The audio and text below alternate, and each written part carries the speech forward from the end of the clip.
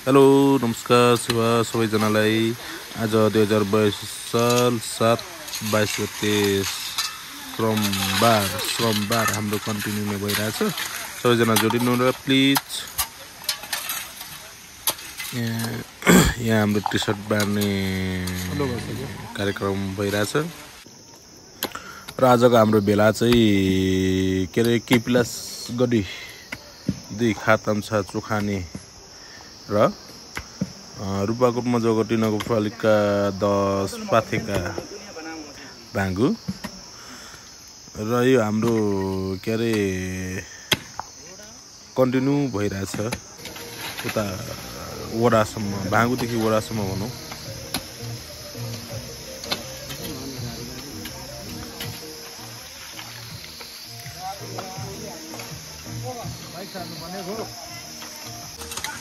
दाइ एकलाई हान्दियो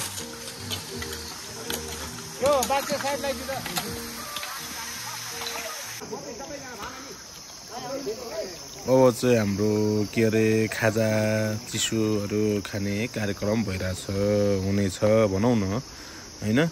त्यसपछि यहाँ सबैजना भेला हुँदैछौँ, फोटो सेसनहरू चल्दैछ, के हो यहाँ हरेक कुरा छ। देशकै लागि मर्न सकौँ म, देशकै कर्म गर्न सकौँ म, देशकै कर्म गर्न सकौँ म। भिडियो वाटसएप जय हरका सम्मान सबै जय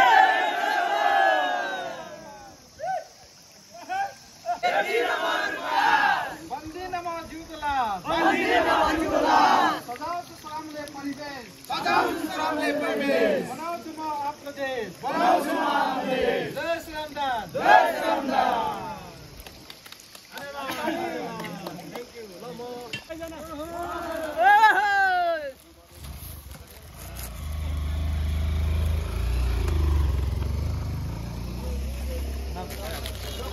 विशेष आजको मेरो भतिजा पुरा क्यामेराम्यान अहिले चाहिँ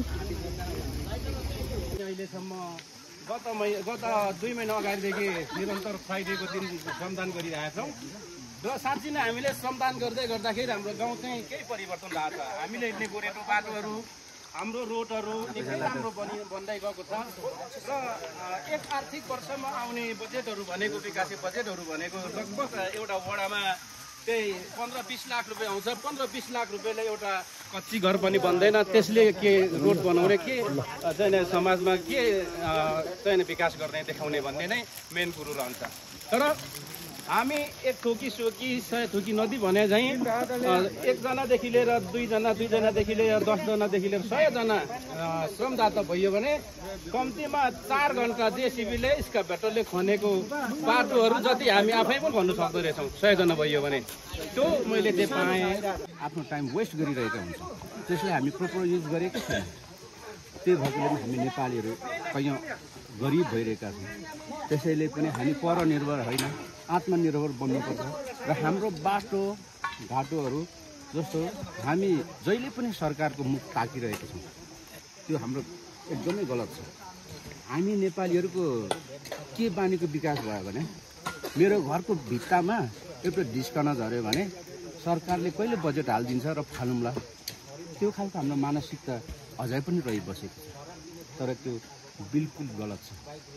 यो सरकारलाई पनि यसरी एउटा कार्यनीति बनाउनुपर्छ कि हामी स्वावलम्बी बन्नको लागि, सेल्फ डिपेन्ड बन्नको लागि चाहिँ एउटा कार्यनीति बनाउन जरुरी छ हैन। अब लिडरसिपहरूले नै हामीलाई त्यो संस्कारमा हुर्काउन सिकाउने एक किसिमको पोलिसी बनाउनु पर्छ। त्यो पोलिसीको अभावको कारणले होला मलाई लाग्छ अहिले नेपाली नागरिकहरू सबै परनिर्भर छ, सरकारको मुख ताक्ने चलन छ। आज हामी जति श्रमदान गरियो यहाँनिर, त्यो श्रमदान हामीले पहिल्यै गर्न सकिन्थ्यो, किनकि चेतनाको अभाव थियो होला हैन, चेतना हामीसँग कम थियो होला। तर हामी आफूले आफ्नो लागि आफै गर्नुपर्छ भन्ने कुरा हामी कसैबाट हामी प्रशिक्षित हुनु जरुरी छैन। किनकि हामी मान्छे हो, हामीसँग आफ्नो विवेक, क्षमता, कला, सिप छ।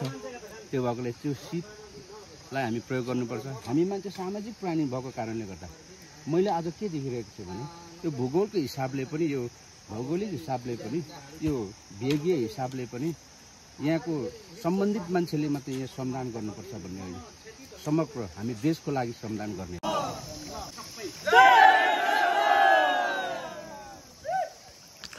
विशेष गरी आज छुटाउनै नहुने कुरा चाहिँ के भनेदेखि आदरणीय दाइ हाम्रो प्रवीण दाइले आज यति जनमासलाई खाजा सबै धेरै धेरै धन्यवाद तपाईँले।